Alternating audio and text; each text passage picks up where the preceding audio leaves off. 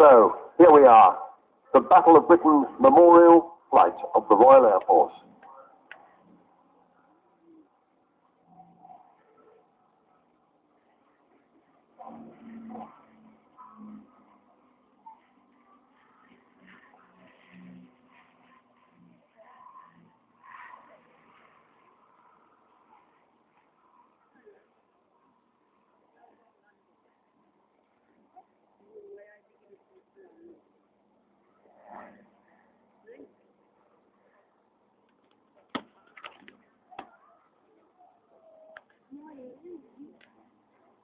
The Lancaster appeared on the Memorial Flight in 1973. Of course, the Lancaster didn't fly until 1941, so it wasn't around at the time of the Battle of Britain.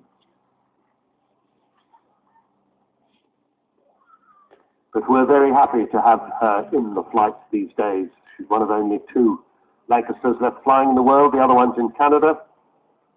And I'm going to let you enjoy the combined sound of the four Rolls-Royce Merlins and the one Rolls-Royce Griffon engine as they fly by in trail.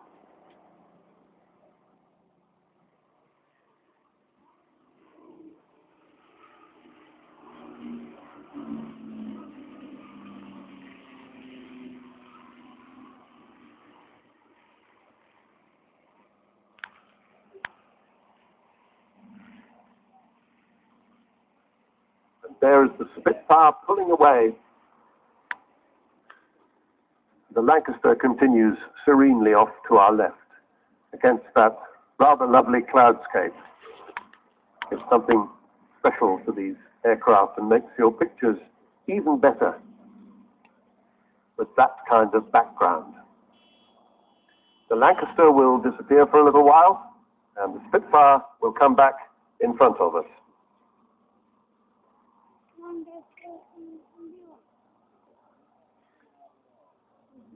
The Memorial Flight is mostly flown by volunteers, and these are all Air Force pilots with other jobs.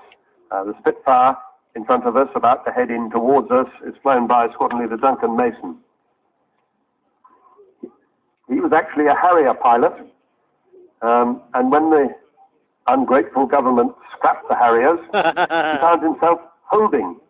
Nothing better to do than fly with the BBMF, poor chap. Good lad. Somebody has to do it. Good lad. Why not? Look at this.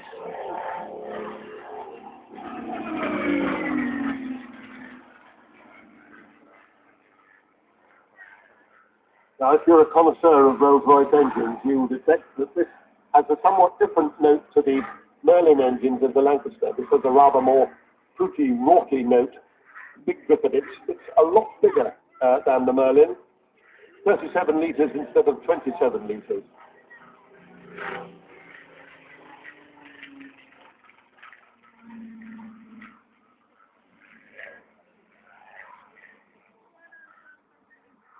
Spitfire's roots go all the way back to 1925. But the prototype, serial K5054, flew from Eastleigh Airport in 1936. Powered by the then very new Rolls-Royce Merlin, 990 horsepower.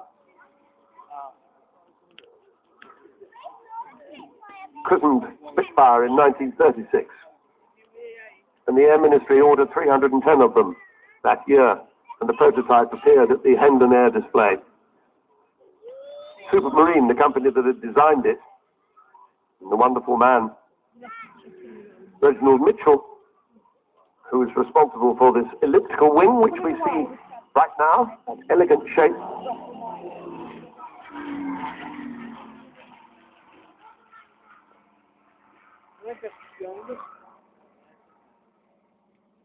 Wing is as thin and narrow as it can be, but towards the root thicker and wider to accommodate machine guns and the retractable undercarriage.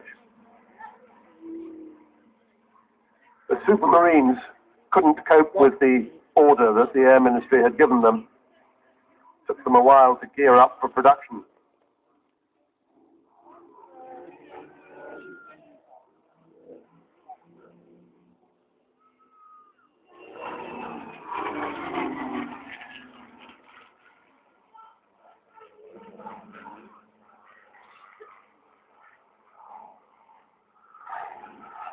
Eventually, a production Mark I Spitfire was delivered to 19 Squadron of the Royal Air Force at Duxford in August 1938. But with a rather exquisite irony, Reginald Mitchell, R.J. Mitchell, the designer, had died 14 months earlier of cancer. Despite knowing he had the disease, he didn't have long to live. He'd continued working almost to the end, but he never saw how great his achievements had been.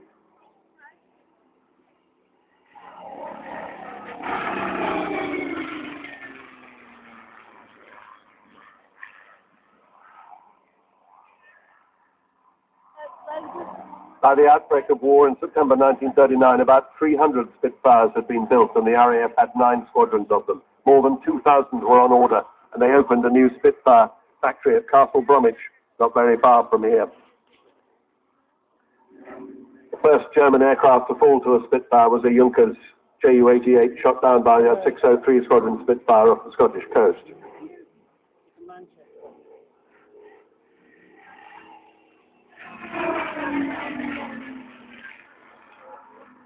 And of course, the legend of the Spitfire was really forged in the skies over southern England during the summer months of 1940 in the Battle of Britain. Seminal battle that changed the course of the war and significantly altered the history of the world. Together with the other 8-gun monoplane fighter, the more numerous Hurricane Fighter Command had fielded 19 squadrons of Spitfires.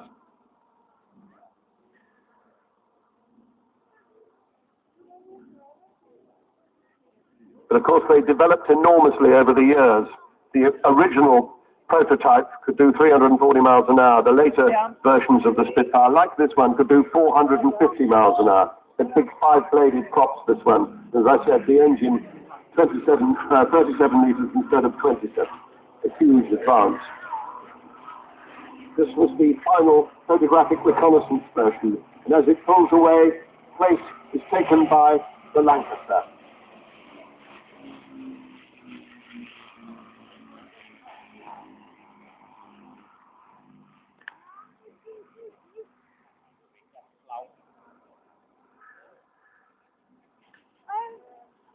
Flight Lieutenant Ernie Taylor is the man, the captain of the aircraft today.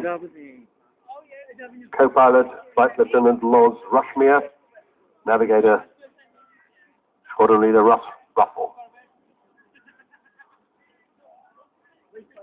And the flight engineer is, I think, Master Aircrew Bob Carter.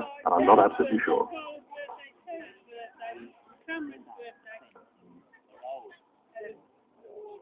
This is an Avro Lancaster Mark I. The Mark I's flew throughout the war. Although they did make some Mark IIs with a radial engine, the Bristol Hercules, who weren't all that successful. But then they began to get Packard Merlins as opposed to Rolls-Royce Merlins, same engine but made in America, and they were able to put the Mark I Lancasters back into production. Probably the most successful then heavy bomber of the war.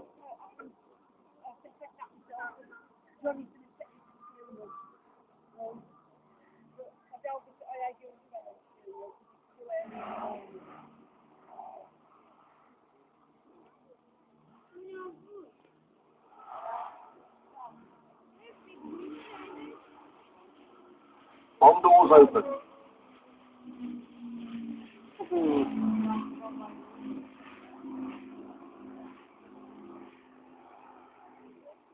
No.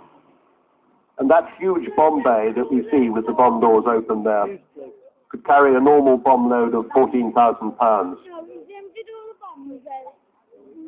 But at one stage they upped that to a maximum of 22,000 pounds, more than 10 tons, for the single huge Grand Slam bomb, the only aircraft ever to carry such a big bomb.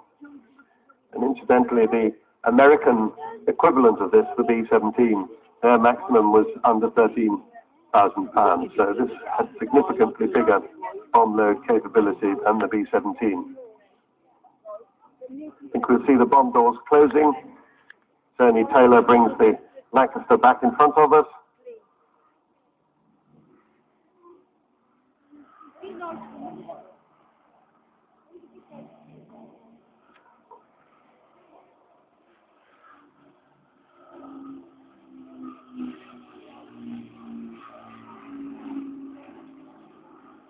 Sir George Edwards said of the aircraft, Sir George Edwards, grand old man of British aviation, who died in 2003, this was an aircraft designed by engineers and built by craftsmen and women for heroes to fly.